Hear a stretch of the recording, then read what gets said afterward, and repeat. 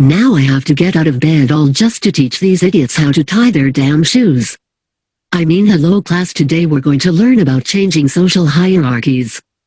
Starting in the 1400s, there was a lot of change across the world, especially in the hierarchies of advancing nations. So get ready, because we're going to take a deep dive into history. We're better to start off at the end of absolute monarchy in England. This all begins in the 1680s with King James II, a Catholic, ruling a very divided country. Let me stop you right there. Am I a proud Catholic? Yes. Do Catholics deserve more rights than Protestants? Yes. But the Protestants were pretty chill with me because my daughter Mary, who was a Protestant, was next in line. Then they all freaked out when I had a son and announced he will be raised Catholic. Can somebody get this sad loser off stage and make way for the real King of England straight out of the Netherlands? I'm William of Orange, and you'd best not mess with me. When James's son came out, even the king's top officials begged for me to become the new king, so I have to overthrow this idiot. I ain't going down without a fight. Never mind, you can have it. Well, that was a lot easier than I thought. Now, to legitimize my regime, I'll marry his daughter. But I'll have to fulfill the promises I made to the people who got me into this position, so I'll have to sign the Declaration of Rights, which gives the Parliament more power, grants free elections and free speech, and best of all, forbids a Catholic from being the king. So that's how the British monarchy lost absolute power. But it's important to note that Parliament would represent the rich in English society. That's how the British monarchy lost power. But in France, absolutism was just getting started with Louis XIV as king. My distrust in nobles is completely justified. They are out to get you. They had tried to overthrow me when I was just 9. I needed to keep an eye on them, which is why I made all the nobles move in with me in Versailles. When they are with me, I can psychologically torture and manipulate them. I can even make the nobles wipe my booty. I could not have done it without gunpowder to threaten the nobles into this arrangement. And the invention of the printing press made centralization very easy. Now with all this power, I can do great things like bankrupt the nation, drag us into wars, and discriminate against the Protestants. Despite or because of Louis XIV's reign, he would become the longest reigning king in European history. But in the long run, we know how the story of absolutism in France ends. In Russia, Ivan the Terrible would make French absolutism look like child's play.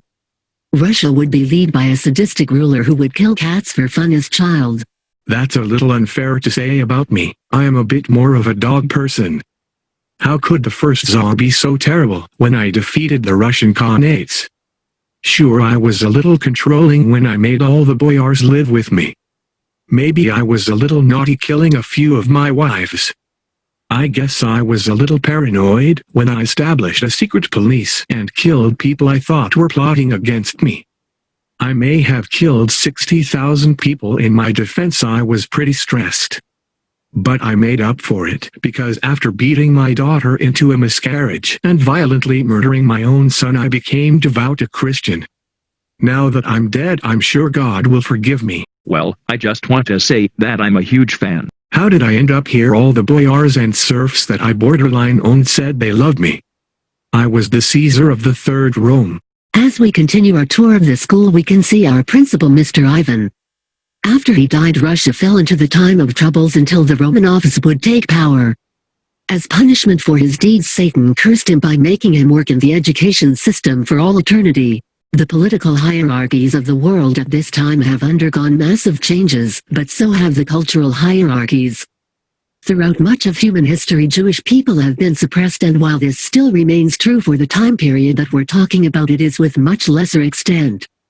Aside from a few exceptions, Jews were allowed to live and move around much of Europe, especially in the Netherlands, which was arguably the most free and inclusive country in Europe at the time. While in much of Europe Jews were being more accepted, in the Americas class structures were being built off of race. Due to the agriculturally rich lands in the Americas, there was a high demand for laborers, and that demand would be filled by slaves from Africa brought in by the transatlantic slave trade. This hierarchy of races would be the steepest in Spanish colonies because of the casta system. The casta system was a hierarchy with Spanish-born whites on the top, then American-born whites, then mixed races below them, and at the lowest were the natives and slaves. The government would classify people by this system, and depending on how high up you were, you would pay less taxes and receive more privileges. This era would have also brought massive economic changes to many people with the fall of feudalism and the beginning of a middle class. The plague had brought many horrors and shifts to society. After all the deaths, the labor supply drastically shrunk, and because of supply and demand, wages rose and the total GDP of the economy decreased, but the GDP per capita rose because of the law of diminishing returns. Because of the increase of wages and output per capita, people could begin to buy stuff and consumerism was born, and because of this demand for consumer goods, people started to specialize in making them and the middle class was created. Although the system was a lot more capitalistic than before, it wasn't capitalism, instead it was mercantilism, a system where tariffs were so high that trade was almost impossible.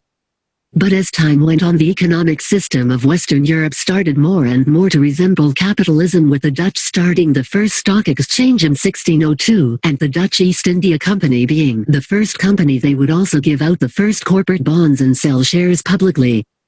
Despite all these changes, it would take capitalism as we know it today until the late 1700s to come into effect.